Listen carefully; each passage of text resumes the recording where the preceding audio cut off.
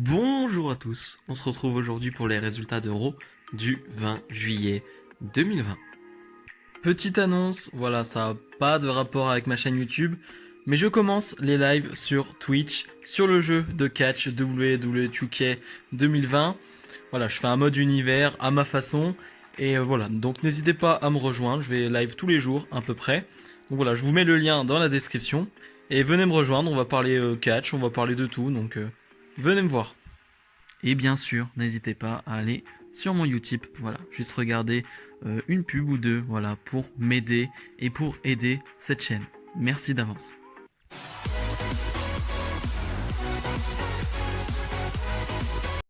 On débute le show avec Seth Rollins qui va nous faire une petite promo.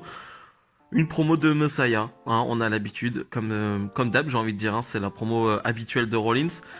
Il va même nous blâmer nous, voilà, pour ce qu'il est devenu, parce que c'est à cause de nous qu'il est devenu aussi violent et ce qui s'est passé avec Rey Mysterio, c'est de notre faute aussi, parce que voilà, c'est nous le WWE Universe qui a fait que Rollins est devenu un monstre et donc forcément c'est ce qui s'est passé avec Rey Mysterio, c'est de notre faute. Donc voilà, c'est plutôt bien amené, je trouve, de la part de Seth Rollins. Et voilà, Rollins qui a un match contre Aleister Black, voilà, qui avait été annoncé avant. Un bon petit match, mais déjà, avant le match, quand il a été annoncé, déjà le match on l'a déjà vu plusieurs fois à Raw, donc ça prouve bien que la WWE a un gros roster, mais bon, ils ont du mal à faire tourner, à changer de feud, à changer de perso. Ils ont vraiment du mal, hein, parce que là vraiment ce match on l'a déjà vu plusieurs fois. Et je me dis, mais quelle galère. Tu fais gagner qui? Parce que Rollins vient de gagner contre Mysterio, il n'avait pas gagné depuis des mois. On va dire un gros match. Aleister Black ne perd pas vraiment en solo, donc c'est compliqué de faire perdre Aleister Black. Donc tu te mets dans une merde. Tu te mets dans une merde rien qu'en faisant ce match. Comme d'habitude avec la douleur, ils ne réfléchissent pas. Et au final, Seth Rollins va l'emporter avec son Kurt Stomp. Pourquoi pas? Ouais, Aleister Black qui perd. Bon, je sais que ça va pas plaire à beaucoup parce que voilà, Aleister Black a une grosse communauté de fans et il se passe rien avec Aleister Black pour le moment, donc on comprend pas trop. Et surtout après le match, Rollins et Murphy vont vraiment attaquer Aleister Black jusqu'à le blesser. Et j'imagine que ça va peut-être faire une petite absence pour Aleister Black et je me dis que c'est peut-être la bonne chose. C'est-à-dire que là, il y a vraiment zéro plan pour Aleister Black depuis des mois. On le voit, ils le mettent voilà dans une feud avec Rey Mysterio, enfin en tant que partenaire allié de Rey Mysterio parce que voilà, ils ne savent pas quoi faire d'Aleister Black. On pensait qu'elle allait gagner Money in the Bank, au final non. Donc voilà, il y a vraiment rien pour Aleister Black. Donc moi j'ai presque envie de dire, écartez-le des écrans un petit moment, trouvez-lui un truc, mais un vrai truc. C'est-à-dire que vraiment à un moment donné, faites un vrai truc parce que il est pas construit faiblement, Aleister Black. Je crois que c'est une de ses premières défaites en solo, mais il fait rien. Donc ça ne sert à rien en fait de ne pas perdre si tu ne fais rien. Donc voilà, Rollins qui remporte, on va dire, ce match et ce segment. On retrouve MVP, Bobby Lashley et Shelton Benjamin qui vient d'attaquer R-Truth et qui vient de remporter le titre 24/7. Et donc on a ce petit clan, voilà, on comprend que Shelton va faire partie de ce groupe, je trouve ça plutôt sympa. Voilà, t'as un petit groupe de vétérans en quelque sorte quand même, hein, parce que voilà, ils ont tous peut-être plus de la quarantaine, je dirais, quelque chose comme ça, je pense. Et je trouve ça intéressant. Et du coup, tu vas avoir Ricochet et Cedric Alexander qui vont arriver. Il y a encore cette guerre entre tout ce beau monde. Et c'est vraiment la guerre des jeunes contre les vieux, j'ai envie de dire. MVP qui voulait rallier Ricochet et Alexander dans son clan, mais ils n'ont pas accepté. Et finalement, il y a que des vétérans qui acceptent de venir dans son clan. Et ils nous disent tout simplement que ce soir, il y aura un match 2 contre 3 juste après. Enfin, 3 contre 3 et que leur partenaire est Mustafa Ali. Mustafa Ali qui fait son retour, lui qui a été du côté de SmackDown mais qu'on n'a pas vu depuis quelques mois. Bon, on sait que c'était le hacker, on va pas se mentir, mais le plan du hacker a été abandonné, on a l'impression, enfin en tout cas on l'a pas vu depuis peut-être un mois, 2 mois, je dirais, un truc comme ça. Donc bon, dommage, ça aurait pu être sympa pour Ali, mais en tout cas revoir Ali à Raw, bah moi ça me va très bien. Ali est un excellent catcheur et là pour le coup on va avoir ce 3 contre 3 et le moment le plus intéressant c'est quand Ali arrive sur le ring et fait son comeback avec ce tag et surtout va faire un dive sur Bobby Lashley. Bobby Lashley va prendre ce dive et s'envoler derrière. J'ai trouvé ça très impressionnant. C'est un peu le moment à retenir du match. Et au final, Ali, dans ce 3 contre 3, va faire le tomber sur le champion des États-Unis MVP et va remporter ce match pour son équipe. Donc voilà, c'était plutôt sympa. C'était pas incroyable, mais c'était plutôt sympa. Et comme je dis, revoir Ali, c'est très cool. Maintenant, va falloir essayer de le reconstruire, pourquoi pas, pour aller affronter MVP pour ce titre des États-Unis, parce que malheureusement, on sait qu'Apollo Crews, voilà, on va revenir sur Apollo Crews qui n'a pas pu être là à Extreme Rules Horror Show parce que voilà, il a été testé positif au coronavirus selon les rumeurs, donc voilà, on souhaite un bon rétablissement à Apollo Crews. Je pense pas qu'on va le revoir tout de suite, et donc voilà, faut trouver un challenger pour MVP. Donc Mustafa Ali, je trouve que c'est très vite trouvé. On retrouve Christian, voilà, en visio. On l'avait pas vu depuis ce fameux match non sanctionné face à Randy Orton où voilà, il s'était fait trahir par Ric Flair et voilà, avait pris ce pun kick. On l'avait pas vu, du coup, ça doit faire peut-être un mois, quelque chose comme ça, un mois et demi.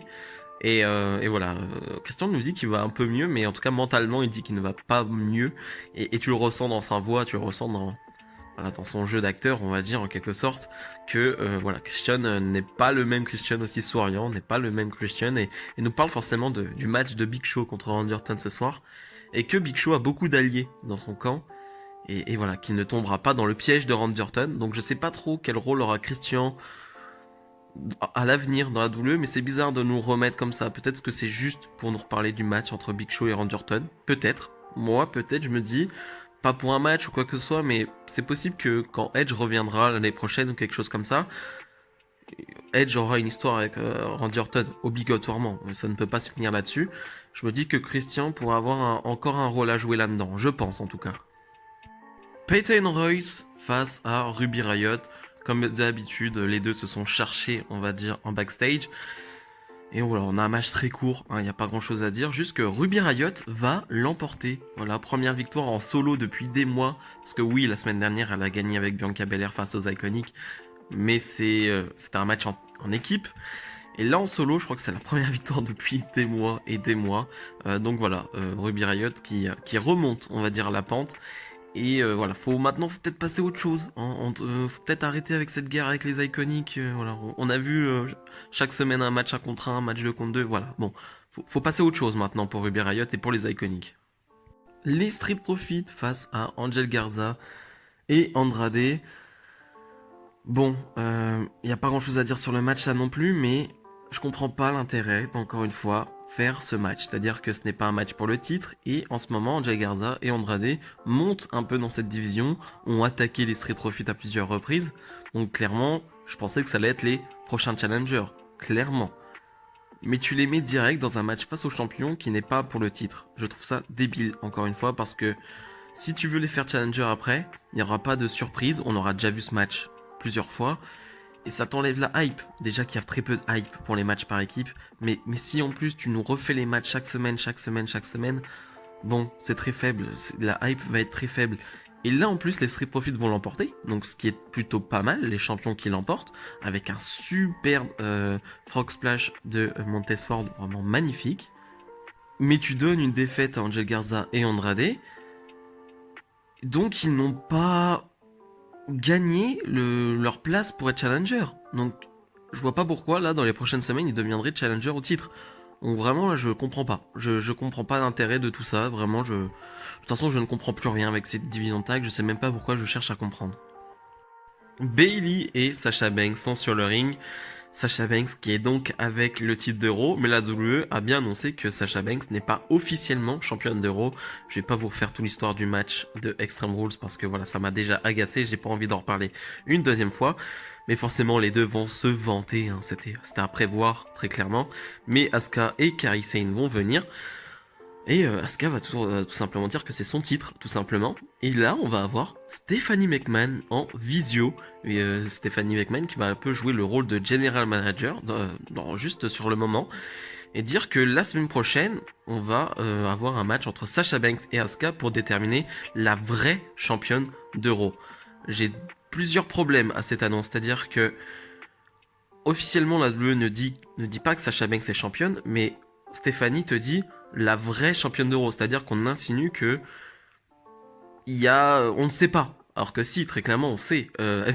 Sasha Banks a triché et Bayley a fait le tomber, ce qui ne compte pas. Bayley n'est pas arbitre, donc clairement la championne d'Euro est Asuka, et on peut clairement nous annoncer un rematch dans ce cas. Non, on nous annonce un match pour déterminer la vraie championne, ce qui est complètement bête. Encore une fois, c'est vraiment bête. Et j'ai un autre problème, c'est-à-dire que je suis pas un grand fan des general managers ou quoi que ce soit. Mais quand même, c'est important. Voilà, Stephanie McMahon qui revient et qui remet de l'ordre, on va dire. Tout simplement, le rôle d'un general manager, c'est-à-dire remettre de l'ordre et annoncer des matchs. Et la WWE a fait une bêtise, c'est-à-dire que ils se sont dit, les fans sont lassés des general managers, donc on n'en met plus et c'est les catcheurs qui vont faire leur match eux-mêmes. Non, on n'est pas lassés des general managers, on est lassés des general managers qui prennent toute la place. On est lassé d'un general manager que l'on voit 2 heures sur 3 heures. Voilà, on est lassé de ce type de general manager. Mais on n'est pas lassé, par exemple, d'un general manager comme William Regal à NXT, qui est parfait. Le rôle parfait, c'est-à-dire qu'il se montre quand il faut, il est là quand il faut, mais on le voit pas toutes les semaines, forcément, William Regal. Donc je trouve ça parfait. Et c'est ce type de general manager qu'on a besoin d'avoir. Moi, par exemple, une general manager comme Paige à SmackDown, qui était très bien, comme Daniel Bryan, pas comme Shane McMahon, voilà, pas comme Stephanie. Voilà, c'est juste ça. Et donc, on a Kairi Sane face à Bayley dans un bon match d'une dizaine de minutes, vraiment. Et je me suis fait une réflexion, c'est-à-dire que tu sens que Kairi Sane voulait tout montrer, voulait tout donner pendant 10 minutes. Voilà, il y a c'est plus que des rumeurs maintenant, c'est quasiment officiel. Kairi Sane va partir de la WWE à la fin de son contrat, et son contrat, ce serait terminé, on va dire, à Raw, là. Et que ça serait sûrement la dernière fois qu'on voyait Kairi Sane à Raw. Et je pense qu'elle voulait laisser un bon souvenir. Voilà, je pense qu'elle voulait tout donner pour sa dernière. Et vraiment, en 10 minutes, j'ai vraiment senti qu'elle voilà, elle voulait nous donner une bonne image de Kairi Sane, même si on l'a déjà. Voilà, on adore Kairi Sane, on adore la catcheuse, on adore la personne. Et elle avait pas forcément besoin de ça, mais tu sens qu'elle en avait besoin. Elle avait besoin de faire un adieu comme ça, j'ai envie de dire. Et en plus, Kairi Sane va l'emporter avec un roll-up. Je pense que c'est clairement juste un petit clin d'œil. Clairement, je pense que c'est juste un clin d'œil pour donner une petite victoire contre la championne à Kairi Sane. Et en plus, on va avoir une photo plus tard qui va aller sur les réseaux sociaux où Kairi Sane est presque en larmes en backstage. Donc clairement, ça veut tout dire. Voilà, il n'y a pas grand chose d'autre à dire, ça veut tout dire. Et voilà, j'ai pas envie de parler de la feud, je sais pas quoi, c'est juste même pas rendre hommage à Kairi Sane, mais juste, voilà, on va perdre Kairi Sane, on va perdre un gros élément de la division féminine qui n'a pas toujours été bien booké, on va dire dans le roster principal, mais qui a été bien booké du côté de NXT, où on a vu clairement tout son potentiel, on a vu clairement quelle catcheuse elle était. Donc voilà, moi tout simplement Kairi Sane va me manquer, mais j'espère que voilà, elle va bien vivre sa vie au Japon. Et voilà, c'est ça le plus important, c'est que si elle ne se sent pas bien aux États-Unis, si elle ne s'en sent pas bien, voilà, loin de son mari, et bah qu'elle retourne au Japon, je le comprends et je la blâmerai pas pour ça. Donc voilà, bonne continuation tout simplement à Kairi Sane. Le champion de la WWE, Drew McIntyre, est sur le ring, il nous parle forcément de son match face à Ziggler et nous dit que maintenant, voilà, il doit avancer, qu'il y a SummerSlam, voilà, dans quelques semaines, que c'est le deuxième plus gros événement de l'année et qui veut un adversaire de qualité. Mais Dolph Ziggler va venir et va vouloir un nouveau match. Voilà, Dolph Ziggler qui va presque le supplier pendant quelques minutes. Drew McIntyre n'est pas très chaud au début, mais va finalement accepter. Mais heureusement, on n'aura pas ce match à SummerSlam. Voilà, très clairement, je le dis tout de suite, c'est pas le match qu'on aura à SummerSlam. Et heureusement, parce que même si leur affrontement était très bon, je veux quand même un niveau au-dessus que Ziggler pour aller affronter Drew McIntyre dans un tel événement qu'est SummerSlam. Et juste Drew McIntyre va dire ok, je choisis la stipulation, mais je te le dirai le jour même. Donc là, ça peut être intéressant. Voilà, on verra bien la semaine prochaine. Mais ça peut être très intéressant là pour le coup. Et voilà, on verra ensuite qui sera le challenger de Drew McIntyre pour SummerSlam. Ils auront quelques semaines pour le construire, je pense. De toute façon, on a encore le temps. Mais je trouve ça pas trop mal. Encore une fois, s'ils veulent encore un peu patienter pour nous dévoiler qui sera l'adversaire de McIntyre, pourquoi pas. Le main event, Randy Orton face à Big Show dans un match non sanctionné. Ça fait quelques semaines qu'on nous le tease, voilà, c'est plutôt intéressant ce qui se passe entre les deux. Mais je vous avoue qu'un Randy Orton Big Show en 2020, même si voilà, Randy Orton est mon catcheur préféré, ce match me hype pas du tout. Voilà, je sais que ça va être pas bon.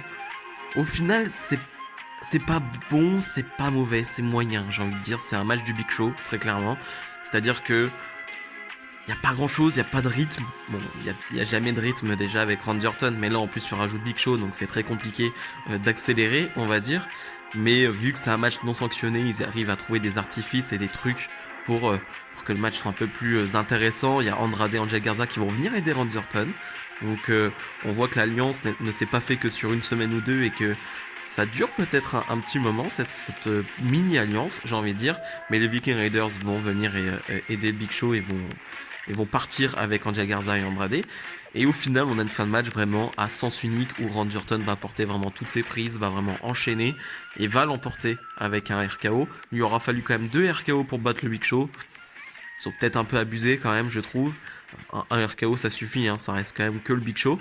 Et forcément, après le match, Randy Orton va porter son punt kick. Donc voilà.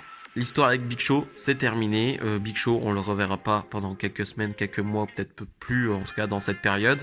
Parce qu'avec un punt kick, on ne revient pas comme ça. Et maintenant, la suite, très clairement, c'est Randy Orton face à Drew McIntyre. Là, je pense qu'il n'y a pas de suspense. Je pense qu'avec cette fin, bon, on s'en doutait que ça allait se terminer comme ça, que Randy Orton allait gagner et qu'elle allait porter son punt kick, on s'en doutait. Mais maintenant, c'est clair et net. Donc maintenant, on attend pour le challenger de Drew McIntyre et je pense qu'on le saura la semaine prochaine. Je pense que après le match entre Ziggler et McIntyre, on aura un angle avec Randy Orton. Je pense que ce sera le moment. Je pense qu'on aurait dû peut-être déjà avoir cet angle cette semaine. Voilà, on avait peut-être besoin de ça. Mais finalement, ils vont peut-être le faire plus tard, d'ici une semaine, peut-être d'ici 2 semaines. Mais très clairement, je vois personne d'autre pour aller challenger Drew McIntyre en ce moment même. Il n'y a que Randy Orton qui peut aller challenger Drew McIntyre. Donc j'ai vraiment hâte de comment ils vont tourner ça. En bilan, ce n'est pas que j'ai été déçu, mais disons que je l'avais dit dans ma review de Extreme Rules, le Raw ou le SmackDown d'après pay-per-view, d'après un pay-per-view qui te pose énormément de questions, il faut qu'il y ait des réponses. Et là, pour le coup, on n'en a pas énormément, très clairement, on n'a pas énormément de réponses, on n'a pas de début d'histoire très marquant, on n'a pas de segment marquant, on n'a pas de grands moments après un pay-per-view. Donc c'est un Raw plutôt moyen, j'ai envie de dire, même si la qualité sur le ring était présente.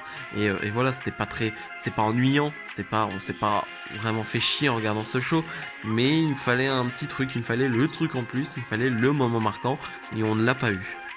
Nous, on va se retrouver dès jeudi pour la review de NXT que j'attends impatiemment.